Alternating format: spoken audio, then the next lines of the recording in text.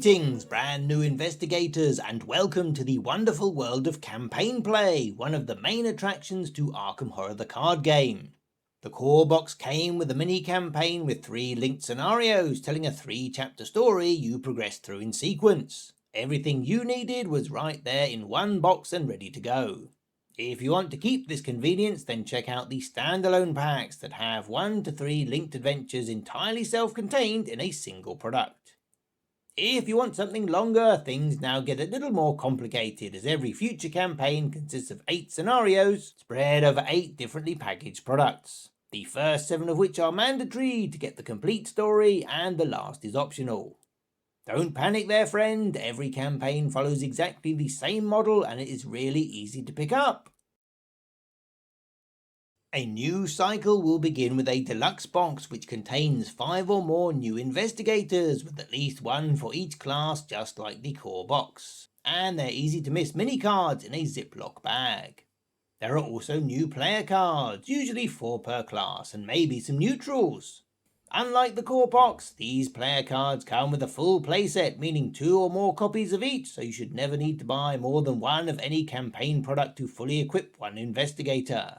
They also include some new basic weaknesses to keep your personal horrors fresh and exciting, as well as the first 2 parts of your new campaign, plus new encounter sets that you will use but only for this campaign, and you will still make use of the encounter sets found in the main game with whatever new campaign you play. So don't leave your core box at home if you are rushing to your local game store to play on release day. There is also a campaign guide, just like you had in the Night of the Zealot, which introduces any new rules and card types used in this cycle, as well as the campaign log where you keep track of your investigator's demise. This will be available to download as a PDF from the FFG website, so you don't need to mark your own or even leave your house to make photocopies.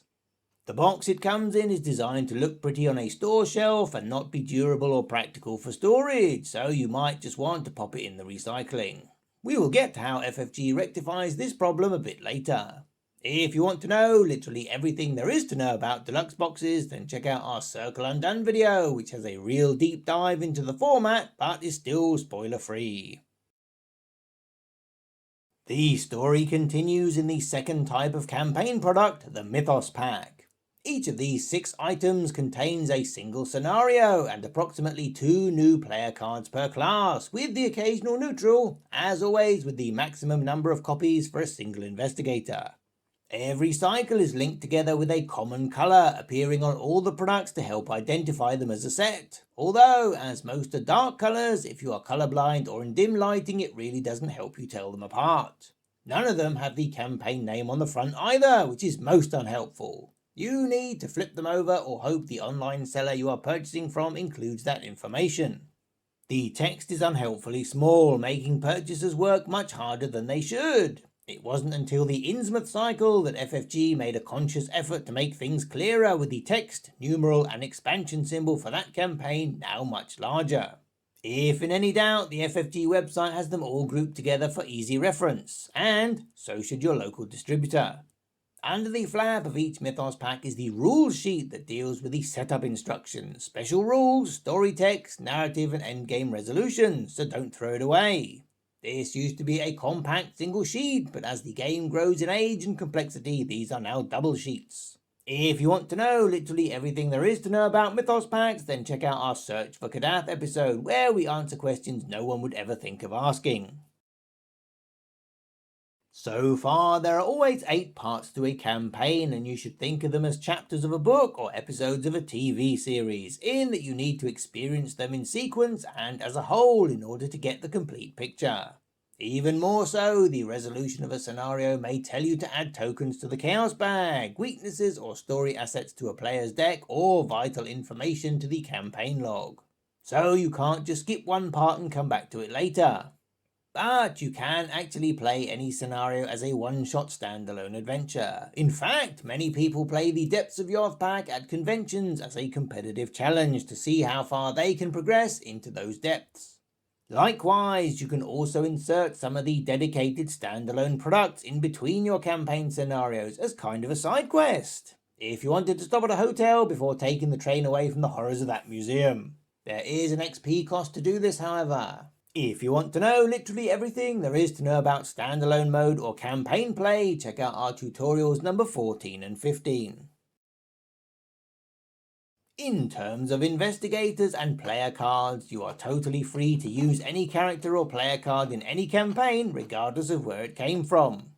So you can play the core box characters you have gotten to know in any future storyline. Or you can take investigators from different cycles, put them together and run them through the core box campaign. This is a great way to get to grips with new investigators and class cards, as you'll already know what the scenarios do, so you can focus on the player options. Products are released monthly, but if you are coming into the game later, you may purchase a whole cycle all in one go, or a used collection with many cycles. So, lots of people ask what is the best way to integrate these products. This all depends on you and how confident and experienced you are with customizable card games.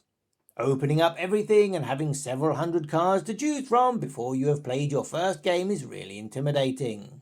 Whereas, taking out the player cards from the next pack when spending your experience gained in the previous scenario will only give you a few options at a time, and don't be afraid to leave the cards from classes you aren't currently playing in the Mythos Pack until you do. There is no reason to overload yourself with unnecessary choice. Plus, you get to experience the thrill of seeing new player cards over and over and over and over again, as opposed to just one and done.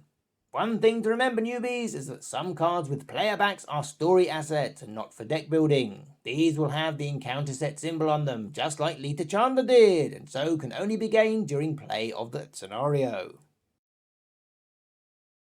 Each cycle is designed to be a self-contained experience enjoyed separately. Investigators have a small glimpse into the true cosmic horrors of the universe and they are done. Then different people elsewhere in the world have their own unrelated brush with nameless monstrosities. This isn't intended to be a D&D game where your characters go from quest to quest to quest and level up indefinitely.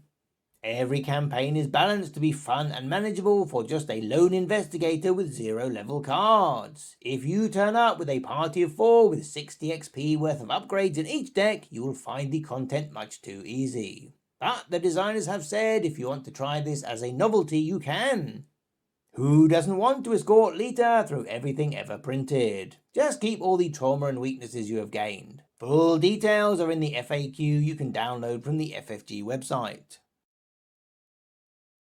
If your budget is limited and you need to be selective about the cycles you invest in, then FFG publishes preview articles for all the Arkham Horror card game products on the news section of their website, so you can get a good idea of the theme and new mechanics introduced. Each product also has a QR code allowing you to see details of the cards within, when it's working obviously. Likewise, there are third-party sites listing all the cards grouped by cycle. Alternatively, we probably have a video unboxing and explaining every single pack ever released, and these are spoiler-free and conveniently grouped by cycle into playlists, or just use the search box. Did you remember there was an 8th product? Why have we waited so long to tell you? Well, that's because these oblong return to boxes only appear 2 years after the original campaign and are entirely optional. The scenario cards found in these products are like an upgrade kit that revitalizes the existing campaign, turning it into a director's cut or special edition. It's like a pit stop in that you swap out some cards from the original chapters with variant cards found in this new product. Some people say this adds variety and replayability to content you may be getting bored of. Some say it makes them more challenging, compensating for all the new player card abilities, and some say it fixes mistakes or smooths out the play experience. You don't need to purchase them at the same time you buy your Mythos packs, or even consider them at all. But sneaky FFG packages this in a robust box, perfect for storing the campaign, complete with dividers, and also pops in some upgraded player cards from that cycle, just to give you the hard sell. Even the 3-part Night of the Zealot that came with the base game got one of those makeover products, and all that empty space in the box is perfect for storing your investigators.